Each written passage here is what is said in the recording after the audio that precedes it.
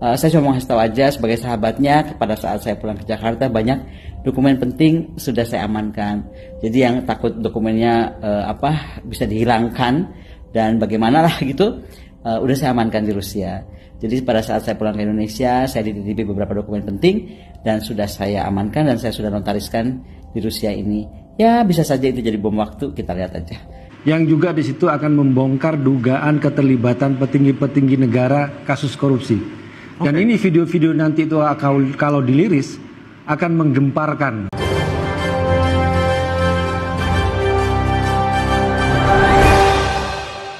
Assalamualaikum warahmatullahi wabarakatuh. Kemarin KPK menetapkan Hasto Kristianto yaitu Sekjen PDIP menjadi tersangka kasus Harun Masiku. Nah pada akhirnya yaitu Ibu Koni Rahakundini, akhirnya beliau buka suara. Nah ini dilansir dari CNN Indonesia. Koni dititipi dokumen penting Hasto aman dan dinotariskan di Rusia. Nah Ibu Koni ini ya membuat pengakuan yaitu sempat dititipkan sejumlah dokumen penting milik Sekjen PDIP Hasto Kristianto jelang kabar penetapan Hasto yang menjadi tersangka KPK kasus Harun Masiku. Nah lewat unggahan video Ibu Koni di akun Instagramnya, beliau mengatakan bahwa dokumen tersebut saat ini ia bawa dan dinotariskan di Rusia. Dia meyakini dokumen ini akan menjadi bom waktu setelah Hasto diumumkan jadi tersangka oleh pimpinan KPK yang baru. Nah, kata Ibu Koni di saat nanti dia pulang ke Indonesia membongkar yaitu kasus-kasus besar ya. Seperti kasus pencucian uang yaitu kakak beradik ya. Yang dimaksud oleh Ibu Koni mungkin Anda bisa memahami sendiri kira-kira siapa kakak beradik yang dimaksud Ibu Koni. Baik, langsung saja kita lihat ya video Ibu Koni ya yang mengomentari penetapan Hasto menjadi tersangka. Kenapa? Tentang Mas Hasto. Tentang kasus Mas Hasto yang ditersangkakan ya, kalau nggak salah sama KPK. Tentunya saya prihatin dong. Prihatinnya apa? Beliau sahabat saya gitu kan. Saya banyak belajar dari beliau juga teman seperjuangan saat beliau proses doktor. Ada kebanggaan kan kalau teman kita tuh jadi pinter dan kita saling belajar. Tapi gini, kalau tentang kasus KPK ya, saya nggak akan ikut campur, tetapi begini, buat saya tuh aneh. Udah seperti macam apa saja kasusnya sampai diumumkan harus pas malam Natal gitu kan. Sementara kasusnya tuh juga nggak jelas. Kalau sampai saya tuh kalau dibilang tuh kasusnya sama sekali nggak jelas. Anyway, kalau memang Mas Hasto ditersangkakan pada malam Natal, saya sih cuma berharap satu aja. Banyak kasus besar, kakak beradik itu, anaknya si itu, yang katanya pencucian uang, katanya apa, itu kan ada KPK tahun berapa? 2001 atau 2022. Terus apalagi Pak Airlangga Hartarto, terus Muis itu, Sandra Dewi, yang mengulik kemarahan masyarakat karena pajak banget korupsinya 300 triliun, cuma 6 tahun. Aduh please deh. Siapa lagi? Banyak ya, aku nggak terlalu ngikutin kasus korupsi. Cuman kalau Mas Hasto dianggap menggelapkan bukan menggelapkan, apa sih bahasanya itu, menyuap. Nah, sampai harus malam Natal dipanggil gitu. Sementara beliau, semua orang tahu dong beliau Katolik, dan mengganggu keterangan beliau malam Natal. Ya sudah, saya berharap KPK memang sedang bekerja keras ya kan. Jadi memang betul-betul menggenjot mau malam Natal, mau malam tahun baru, mau malam Idul Fitri. Nah, coba kita tunggu nih. Mungkin kita positif thinking dong. Tahun baru ini kemudian akan masuklah kakak beradik itu juga ke KPK, kemudian juga mungkin Pak Erlangga, kita nggak tahu, atau lagi juga yang lainnya. Terakhir tentang Mas Hasto, nggak tahu ya, belajar pengalaman dari Pak Kusnadi yang tiba-tiba ada yang direbut apalah dari handphone atau buku catatan PDIP atau apapun. Saya cuma mau kasih tahu aja sebagai sahabatnya, pada saat saya pulang ke Jakarta banyak dokumen penting sudah saya amankan. Jadi yang takut dokumennya bisa dihilangkan dan bagaimana lah gitu, udah saya amankan di Rusia. Jadi pada saat saya pulang ke Indonesia, saya dititipi beberapa dokumen penting dan sudah saya amankan dan saya sudah notariskan di Rusia ini. Ya bisa saja itu jadi bom waktu, kita lihat aja.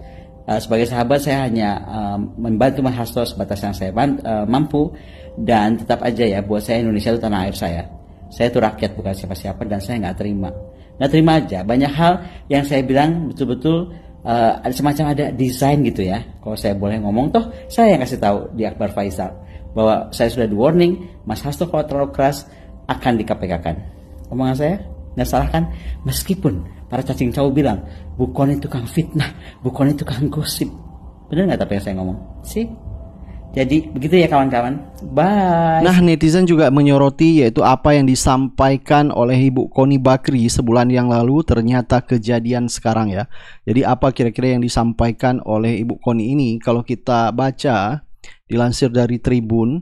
Jadi dulu Ibu Koni pernah menginformasikan di acara podcast Akbar Faisal bahwa Hasto akan ditetapkan menjadi tersangka atas peristiwa yang absurd dan tidak jelas maksudnya. Nah, apa yang disampaikan oleh Ibu Koni ini akhirnya ya menjadi kenyataan, yaitu ditetapkannya Hasto Kristianto menjadi tersangka KPK.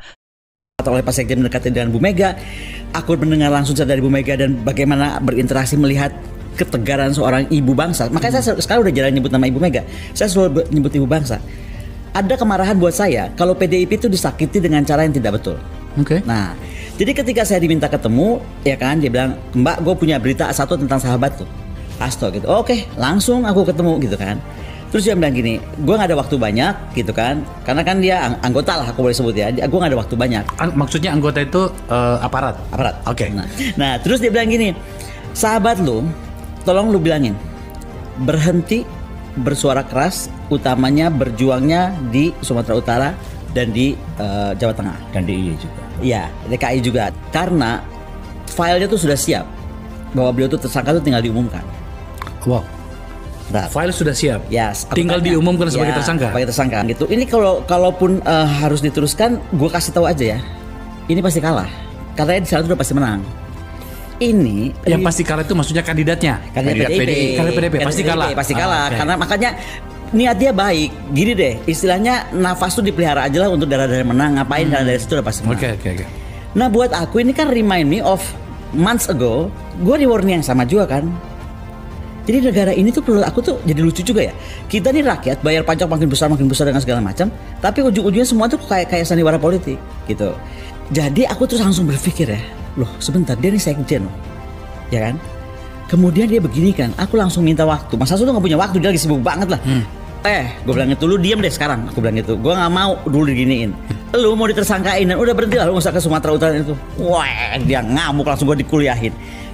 Ini tuh partai perjuangan, lu tahu apa? Katanya apa? Mas Hasto bilang, zaman Soekarno semua orang sudah siap dijeruji apa segala macam. Gua akan hadapi.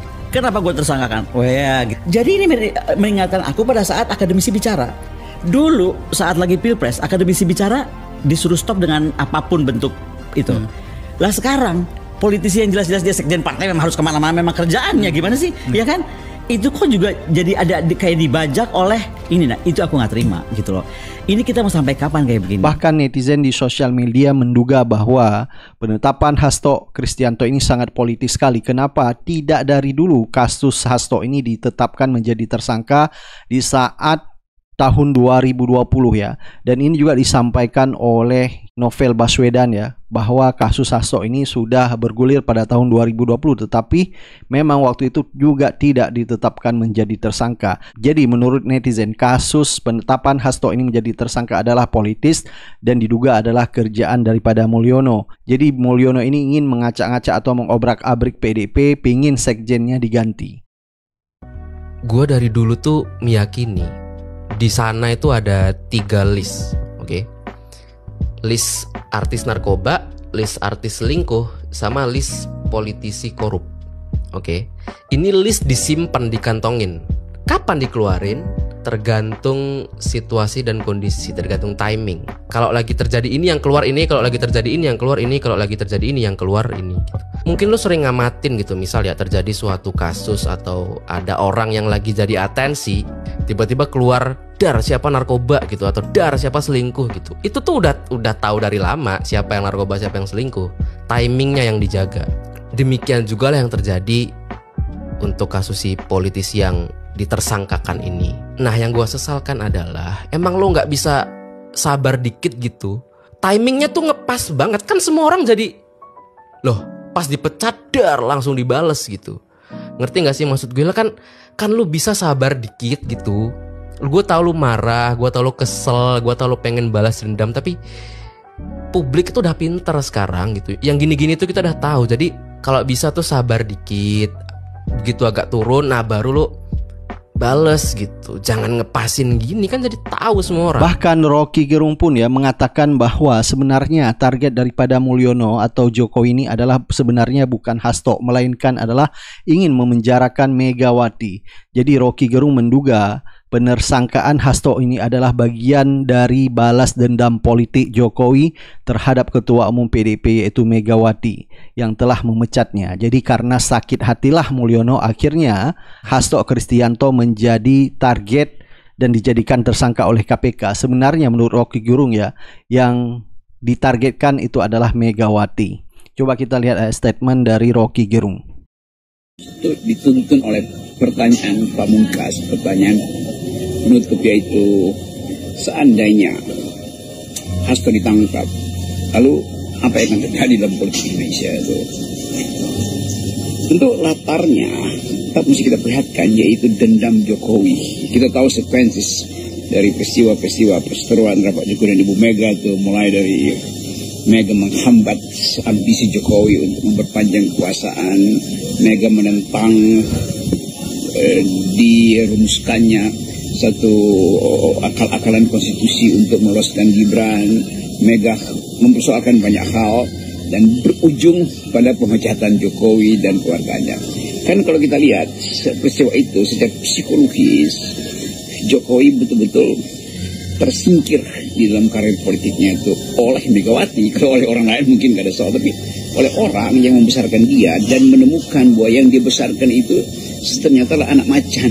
Dan itu pentingnya kita pelajari bagaimana kemampuan Ibu Mega untuk akhirnya menemukan kesalahan dari PDIP atau bahkan kesalahan Mega, dan dia minta maaf.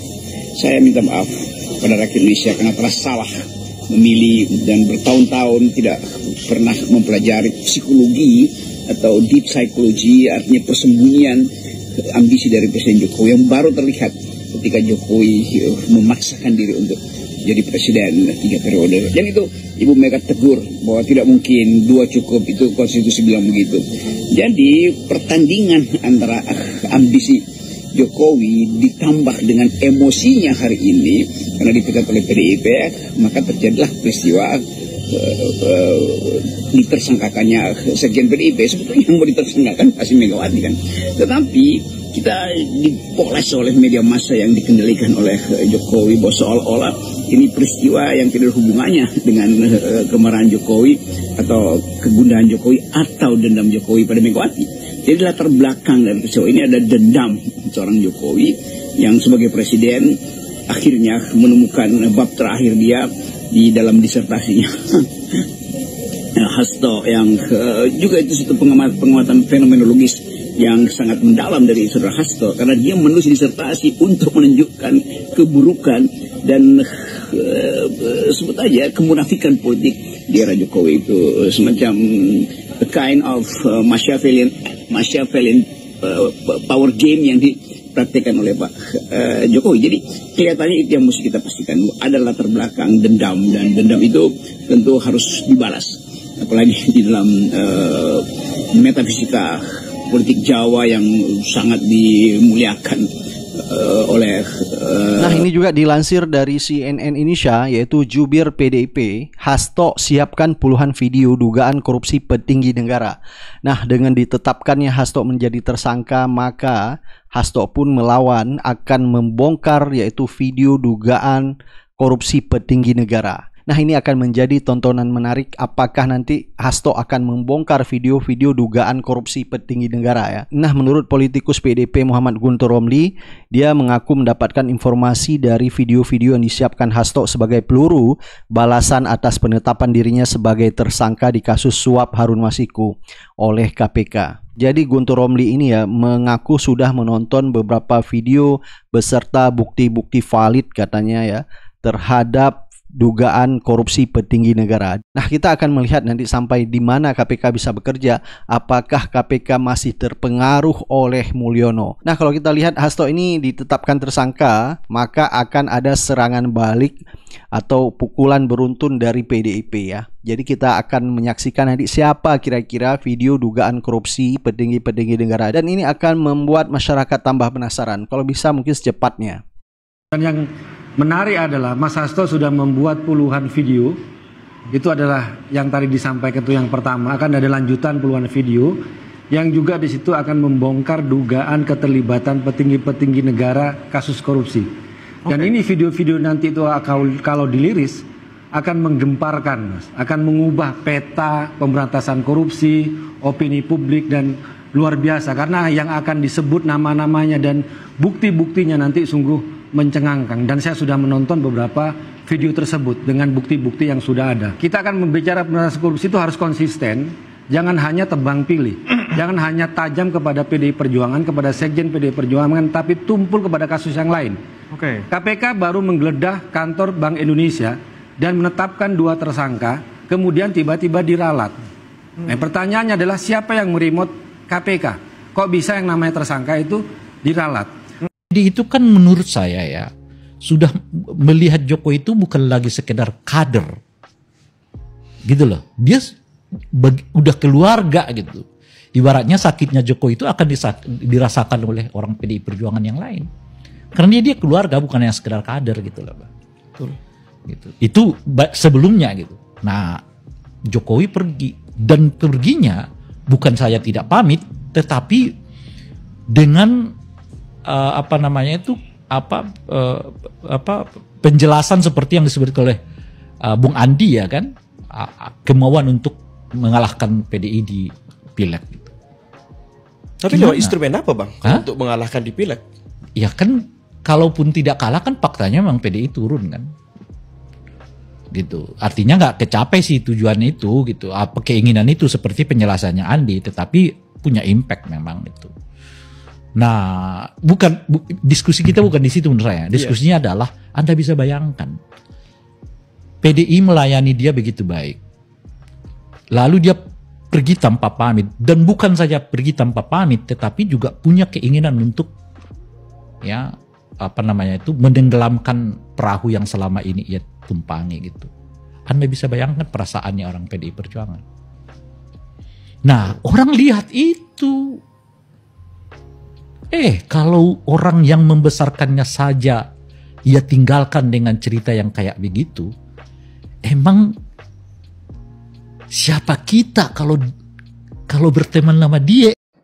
Pimpinan parpol, tidak sedikit ulama, aparat, pejabat, itu sprindiknya oligarki sudah ada di dia. Sprindik oligarki. Dan oligarki bisa mengontak penegak hukum. Kalau sini macam-macam, ini loh fotonya. Ini kasusnya, ini uang saya pernah transfer, diserahkan sini ada saksinya. Jadi hampir semua itu sudah terpenjara. Jadi politik sprindik yang disistilahkan Jokowi, itu saya yakin sebagian besar itu datang dari oligarki. Jadi sekarang yang melakukan sprindik itu adalah Jokowi bersama oligarki, memegang sprindik itu dan diperintahkan ke aparat untuk kalau ada yang macam-macam keluarkan sprindiknya. Berarti bisa dibalik dong. Dibuatkan sprindik untuk menangkap Jokowi dan oligarki. Gitu. Itulah apakah Pak Prabowo bisa menyingkirkan semua orang pembuat sprindiknya Jokowi. Gitu loh. Jadi hal yang krusial sekarang adalah apakah Pak Prabowo berani memilih mengganti orang yang selama ini ditugaskan oleh Jokowi dan oligarki membuat sprindik. Kalau itu belum berani dilakukan, maka semua orang masih akan terancam oleh Jokowi. Itulah kemungkinan kenapa masih banyak orang menghadap ke Jokowi di Solo. Karena sprindiknya dikasih tahu, sprindikmu ada di saya loh. Dari oligarki A, dari oligarki B, dari oligarki C. Jadi sekarang kekuasaan itu masih di tangan sprindik oligarki bersama Jokowi. Pemirsa, ini nekat ya. Kalau menurut saya nekat betul ya. Dengan sprindik ini memang nekat sekali disampaikan secara terbuka. Mungkin sebagai penutup, kita ingin mendengar kepada Bapak Muhammad Said Didu, mobilisasi nasional harus dilakukan. Bagaimana agar para penggerak-penggerak di seluruh daerah, di seluruh titik dia tidak lagi takut dengan sesuatu, takut dengan bayang-bayang, takut dengan sprindik, takut dengan yang itu gimana? Ya, kita cari aja manusia-manusia merdeka yang nggak punya kasus sprindik. Ya sebagai pemimpin gerakan masih banyak. Kita jangan terlalu jauh ke ini dulu. Kita fokus aja dulu lah. PIK 2 Banten karena ini sudah terbentuk. Habis itu kita pindah ke Rempang. Habis itu ke Surabaya. Habis itu IKN. Nah, habis itu kita masuk ke salah satu tambang, mungkin Marwali. Nah, gerakan itu akan difotokopi di mana-mana. Mungkin kita masuk Kalimantan, perebutan lahan perkebunan di Kalimantan. Nah, jadi nggak usah terlalu banyak dulu. Dan kita cari aja. Dan saya berharap siapa tahu setelah podcast ini muncul tokoh-tokoh manusia-manusia merdeka bebas sprindik di wilayah-wilayah tersebut.